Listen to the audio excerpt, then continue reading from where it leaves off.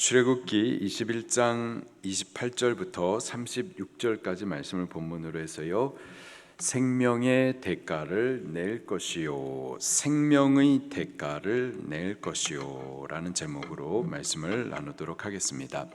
하나님께서 애굽의 종노릇 하고 있었던 이스라엘 백성들을 출애굽 구원하시고 시내산에 도착했었을 때에는 그들과 언약의 관계를 체결합니다. 만유의 주인이신 하나님께서 그들을 당신의 소유, 당신의 백성, 제사장 나라, 거룩한 백성, 성도로 그렇게 택하시고 또 하나님께서 그들의 하나님이 되어 주시겠다 약속하시죠. 이스라엘 백성은 이제 만민 가운데 택함받고 구별된 하나님의 백성으로서 이제 하나님의 말씀의 법을 따라 살아야만 합니다. 그 법으로 주신 것이 바로 십계명과 율법이에요. 20장의 십계명 말씀을 주셨고요, 21장부터 23장까지 계속해서 율법을 가르쳐 주십니다.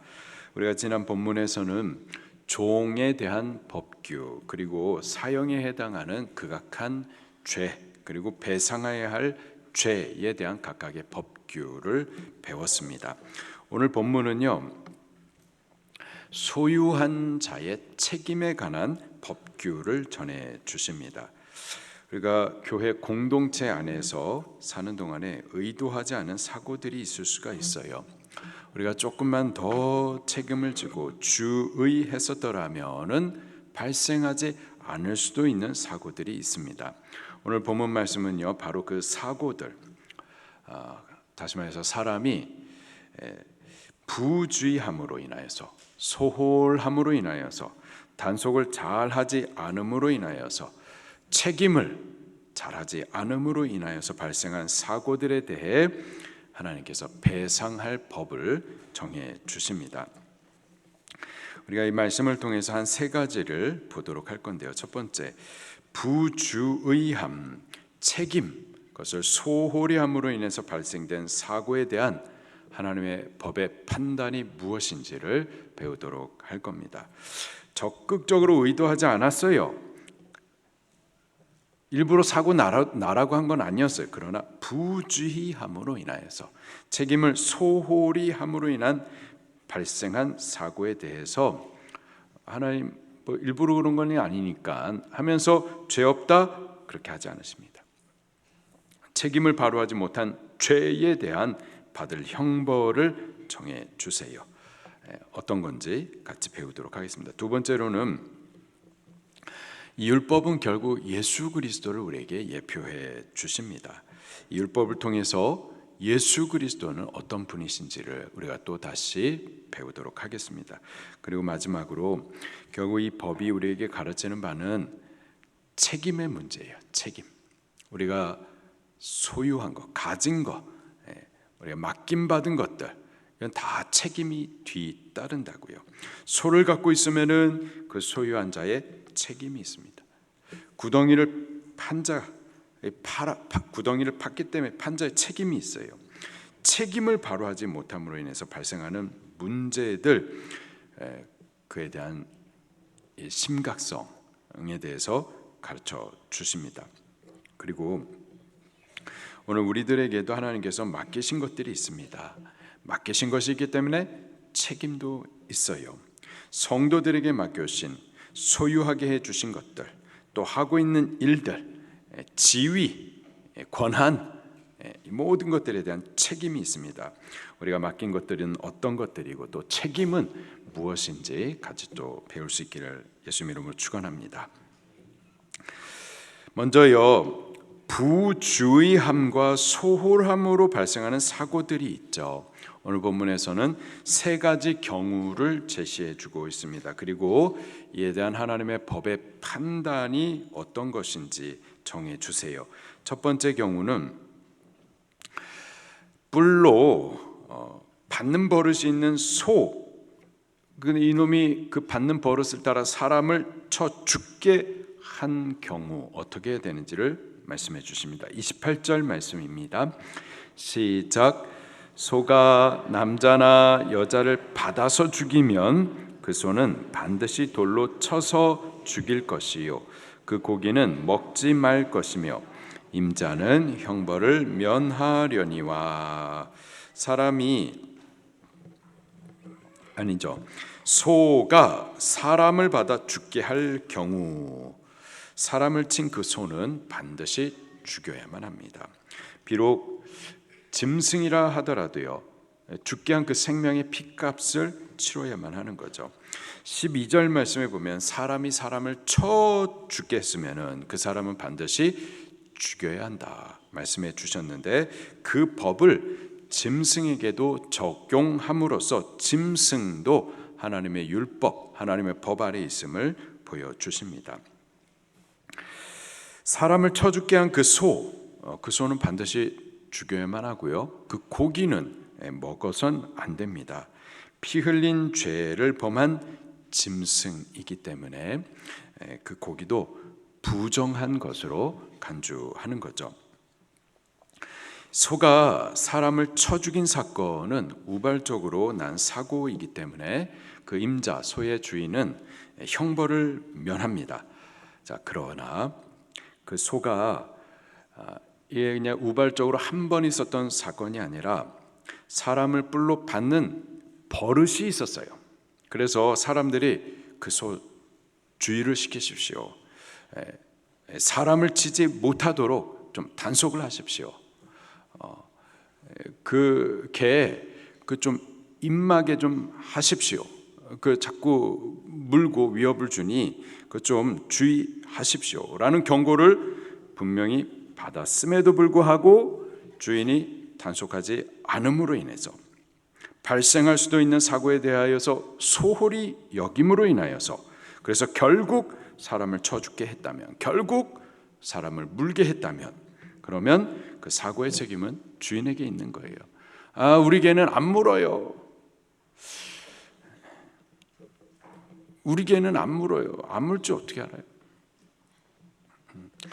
개가 자꾸 짖는데 보니까 개도 짖고 주인도 막 물 것 같은데 보니까 그거 좀 주의 좀 해주세요 하는데도 그 소홀히 여기고, 그러다 결국은 사고가 났다. 그러면은 그건 책임을 다하지 못한, 소홀히 여긴, 부주의한 그 주인의 책임이 있는 거죠. 따라서 사람을 친 그 소는 반드시 돌로 쳐 죽이고 소 주인도 죽이라 말씀하십니다. 29절 말씀입니다. 시작. 본래 받는 버릇이 있고 그 임자는 그로 말미암아 경고를 받았으되 단속하지 아니하여 남녀를 막론하고 받아 죽이면 그 소는 돌로 쳐 죽일 것이요 임자도 죽일 것이며. 소가 사람을 받아 죽게 한 것, 이것은 계획된 것도 의도한 것도 아니지만 그러나 막을 수 있는 사고였었던 거죠. 주인이 경고를 들은 대로 주의하고 또 소를 묶어두든 우리에 가두든 그렇게 단속을 잘했다면 이 사고가 일어나지 않을 수 있도록 막을 수 있었던 겁니다. 그런데 부주의했었던 거예요. 소홀했었던 거예요. 책임이 주인에게 있는 거죠. 사람을 받아 죽인 그 소도 반드시 죽어야 되고 그 소를 단속하지 않은 주인도 반드시 죽어야 된다. 하나님의 법의 판단입니다. 또 두 번째 경우는요, 사람이 구덩이를 파서 열어 두고 그 구덩이에 짐승이 빠질 것을 좀 주의하여서 덮개로 덮어야 되는데 부주의함으로 인하여서 덮개를 덮지 않으므로 짐승이 빠져 죽게 된 경우 어떻게 해야 될지에 대해서도 말씀해 주십니다. 33절 34절 시작.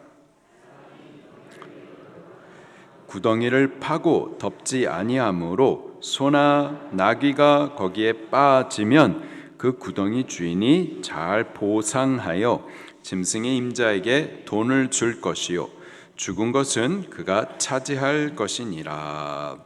사람이 구덩이를 파고 그 판대로 그대로 열어두거나 덮개를 덮지 아니함으로 동물이 빠져 죽게 됐습니다. 일부러 죽이려고 그렇게 판 것은 아니에요. 고의적으로 발생한 사건은 아닙니다. 그러나 발생할 수도 있을 사고에 대해서 소홀히 생각했었던 거죠. 부주의했었던 거예요. 따라서 구덩이를 판 자가 그 구덩이에 빠져 죽은 그 짐승에 대한 책임을 져야만 하는 겁니다. 어떻게 될 것인가? 죽은 짐승의 임자에게 그 짐승의 값에 상당한 값을 지불해 주는 겁니다. 그리고 그 죽은 짐승은 내가 가지는 거죠. 그렇게 하라. 하나님께서 법규를 정해 주십니다. 세 번째 경우는요, 뿔로 받는 이 습관이 있는 이 소가 아까 사람을 쳤는데 이번에는 다른 소를 칠 경우, 그러면 어떻게 되는지에 대해서 또 법규를 정해 주세요. 35절, 36절 말씀입니다. 시작. 이 사람의 소가 저 사람의 소를 받아 죽이면 살아있는 소를 팔아 그 값을 반으로 나누고 또한 죽은 것도 반으로 나누려니와 그 소가 본래 받는 버릇이 있는 줄을 알고도 그 임자가 단속하지 아니하였으면 그는 소로 소를 갚을 것이요 죽은 것은 그가 차지할지니라. 아멘. 소가 다른 사람의 소를 받아 죽게 했습니다. 우발적인 사고였어요. 그러면 뿔로 받아 죽게 한 그 소를 팔아서 그 값의 반을 나누어서 죽은 소의 주인에게 주는 겁니다. 그리고 죽은 그 소도 반으로 나눠 가지고 그 본래 주인과 내가 나누어 갖는 거예요. 그러나 만약에 이 소가 평상시에도 이렇게 받는 습관이 있는 줄을 알고 그래서 사람들에게 주의를 받았는데도 불구하고 단속하지 않음으로 인하여서 발생된 사건이다. 그러면 그 소 주인에게 책임이 있는 겁니다. 그가 손에 대해서 배상을 하되 소로 소를 갚아주고 그리고 죽은 것은 내가 갖게 되는 거죠. 자, 이상 세 가지 경우 모두 의도하진 않았지만 부주의함으로 인하여서 벌어진 사건들입니다. 책임의 소홀함으로 벌어진 사고들이에요. 이에 대해서 내 일부러 안 그런 겁니다 라고 해서 죄 없다 말하지 않습니다.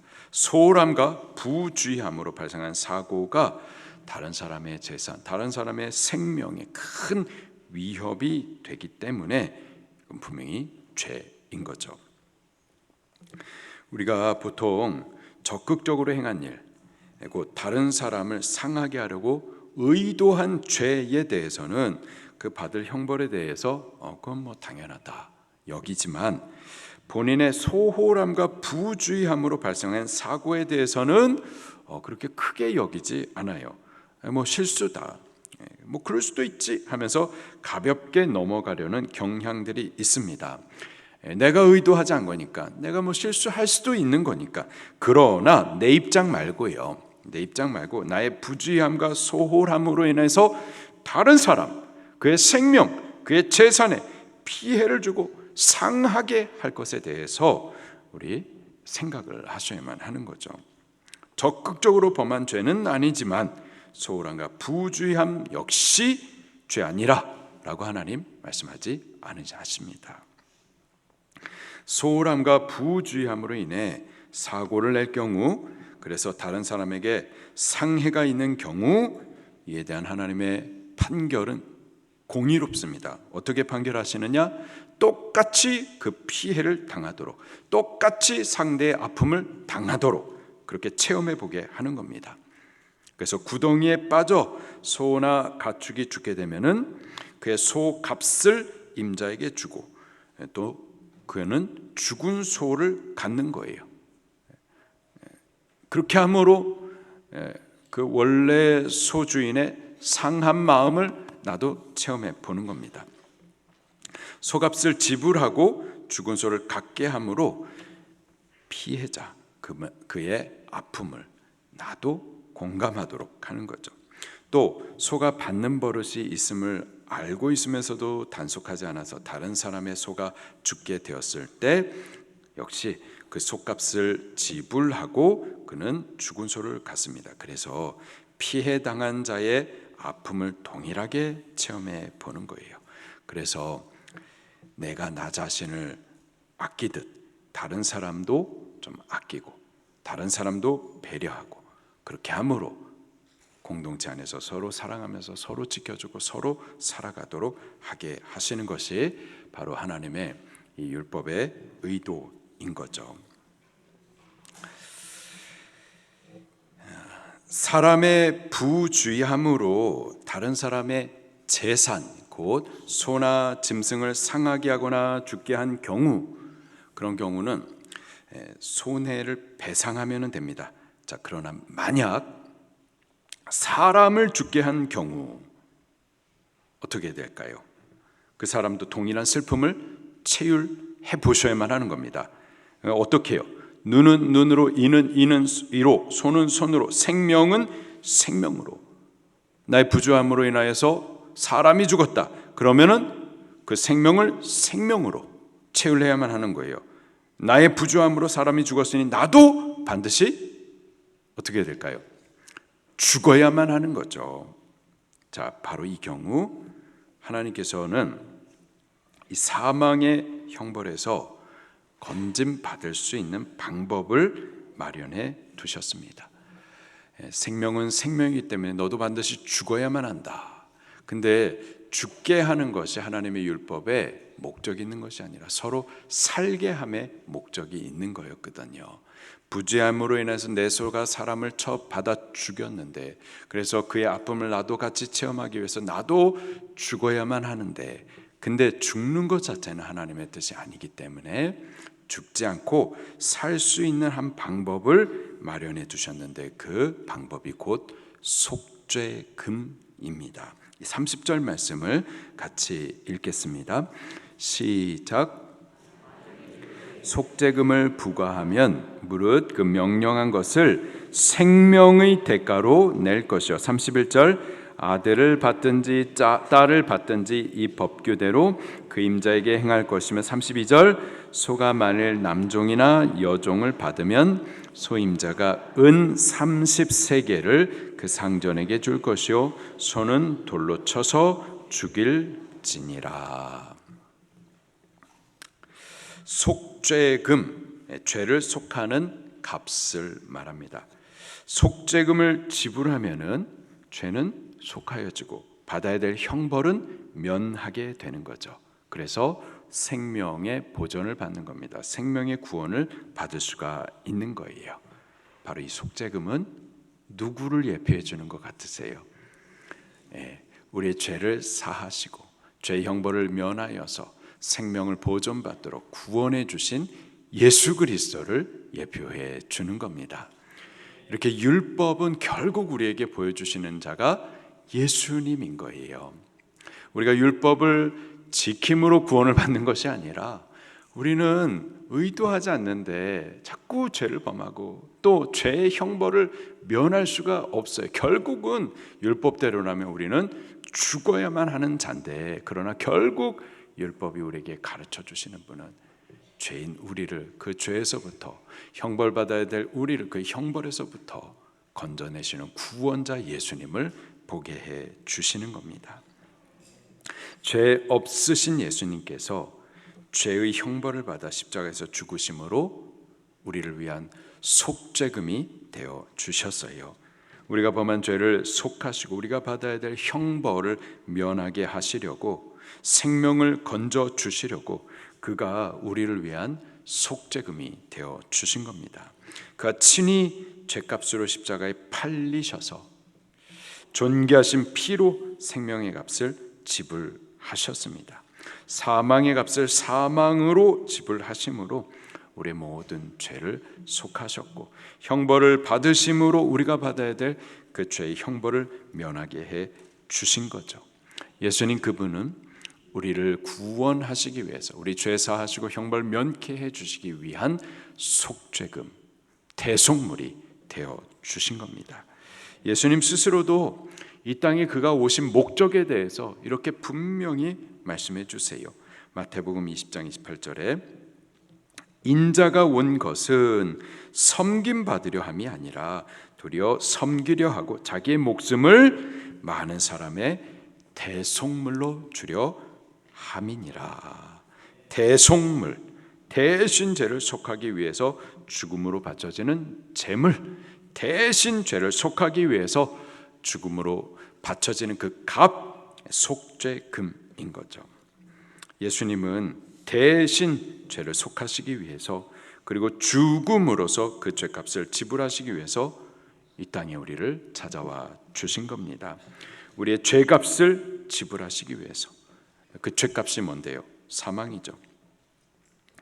우리는 알게 모르게 우리만을 생각하고 다른 사람을 배려하지 못함과 이기주의적이고 또 소홀함과 부주의함과 책임을 다하지 않음으로 인해서 우리 주변에 있는 사람들에게 아픔을 또 슬픔을 많이 남깁니다. 우리 지금까지 죄인으로 태어나서 죄의 본성을 따라 살면서 의도하지 않았음에도 불구하고 자꾸 우리 주변 사람들에게 많은 아픔과 슬픔을 남기죠. 우리가 자녀들 사랑하면서도 그럼에도 불구하고 자녀들에게 평생 상처가 될 일들을 남긴단 말이에요. 우리가 사랑해가지고 같이 결혼도 했는데 그런데 상처를 많이 남겨요. 그게 우리예요. 어쩔 수 없는 죄인들이에요. 의도하지 않았는데도 자꾸 죄를 범하는 거예요. 원하지 않는데 자꾸 상처를 남기는 거죠.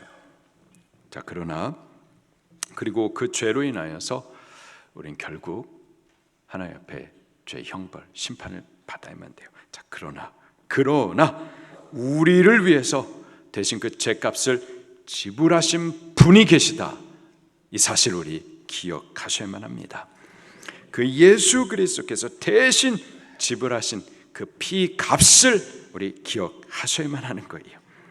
그가 지불하신 값은 우리의 모든 죄 값인 거죠. 과거의 죄, 현재의 죄, 미래의 모든 죄까지 단 한 번에 완전하고 영원히 지불하셨어요. 그 피 안에서, 그 피를 믿는 믿음 안에서 우리는요 다시 정죄함 있나요? 없나요? 없습니다. 다시 정죄함 없어요. 이미 의롭다함을 받았고 또 영원히 의롭다함을 받은 거예요. 그 피를 믿는 믿음으로 죄 결박에 묶이지 마십시오. 죄 사하신 은혜 안에서 자유하십시오. 그리고 죄에서 의롭게 하신 그 은혜를 우리 기억하고 감사하면서 의롭게 하신 자 예수 그리스도를 예배하십시오. 그리고 의롭게 되어진 이 사실을 인하여서 나는 의인이다라는 이 사실을 인하여서 의롭게 믿음을 따라 하나님의 법을 따라 살아가시기를 힘쓰시면 되는 겁니다. 죄사함 받은 거예요. 다시 정죄함 없습니다. 우리는 의롭다함을 입은 거예요. 의롭게 하신 자 그를 예배하는 삶을 감사로 살아드리면 되는 겁니다. 오늘 본문 말씀은요 결국 책임의 문제를 다루고 계세요. 우리가 가진 것에 대해서, 맡겨진 지위에 대해서 항상 책임이 뒤따릅니다. 그리고 이 책임은요 다른 사람을 위한 책임인 거예요. 구속함을 받아 하나님의 백성된 우리들은 책임 있는 삶을 살아야만 하는 거죠. 태초에 하나님께서 사람을 지으시고 에덴 동산의 모든 것을 그에게 맡기셨습니다. 임의로 누리게 하셨어요. 뿐만 아니라 다스리고 관리할 책임도 함께 맡기신 거죠. 오늘 우리들도요 구속한 은혜를 받았어요. 그 은혜에 대한 책임도 맡기신 겁니다. 하나님께서 우리에게 소유를 주세요. 누리게 하세요. 또한 그 소유에 대한 책임도 있는 거예요. 곧 나누고 베풀고 또 그것으로 하나님을 증거하여 생명 구원을 얻도록 복음을 위한 책임이 있는 겁니다. 누가복음 12장 48절에 예수님께서 이렇게 말씀하세요. 무릇 많이 받은 자에게는 많이 요구할 것이요 많이 맡은 자에게는 많이 달라 할 것이니라. 하나님께서 우리에게 주신 것들이 있습니다. 맡기신 것들이 있어요. 그거에 대해서 하나님께서 찾으시는 때가 있습니다. 그 책임에 대해서 물으시는 때가 반드시 있는 거예요. 우리에게 있는 시간, 물질, 지식, 기술, 건강, 생명, 구원, 복음에 대해서 하나님께서 분명히 달라 요구하실 겁니다. 그 받은 책임에 대해서 물으실 거예요. 우리에게 맡겨진 직분도 있고 사명도 있어요. 그것에 대한 책임에 대해서 하나님께서 반드시 요구하실 겁니다. 에스겔 3장 17절부터 18절 말씀에 이런 말씀을 하십니다. 인자야, 내가 너를 이스라엘 족속의 파수꾼으로 세웠으니, 파수꾼이라는 지위와 직분과 사명을 너에게 맡겼으니 너는 내 입의 말을 듣고 나를 대신하여 그들을 깨우치라. 깨우치는 것이 저의 맡겨진 책임인 거예요.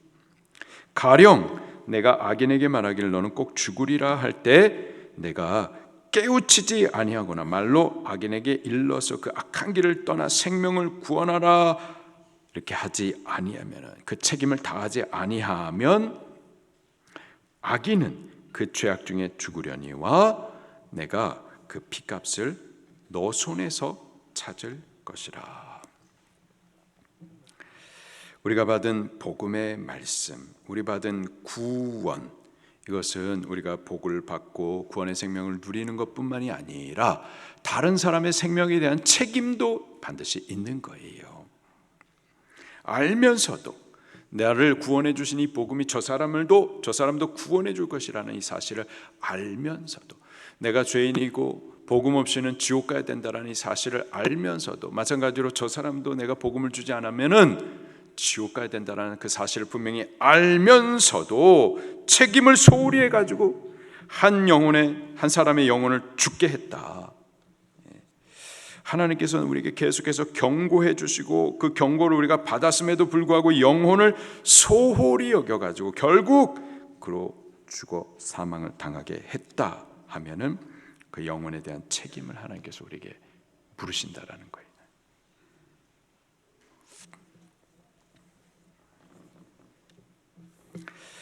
하나님께서 우리에게 맡겨주신 모든 것에는요 책임이 반드시 뒤따릅니다. 다른 사람을 위한 그 영혼과 생명에 대한 책임이 뒤따르는 거예요. 소극적으로는 우리 그들을 상하도록 해서는 안 되겠습니다. 그러나 더 적극적으로는 그들에 대한 영혼 구원, 생명 구원을 위하여서 우리 받은 지위, 우리 받은 소유, 시간, 건강, 우리 받은 구원의 은혜, 이 모든 것들을 그들 살리는 일을 위하여서 그 책임을 다 할 수 있기를 예수님 이름으로 축원합니다. 그래서 나도 살지만 또 다른 생명들을 살려내므로 하나님 앞에 착하다, 충성되다 칭찬을 받고, 나도 생명을 살고 나로 인해서 또 다른 생명이 일어난 그 기쁨들을 같이 누릴 수 있게 되기를 예수님 이름으로 축원합니다. 말씀 붙들고 통성으로 기도하시겠습니다.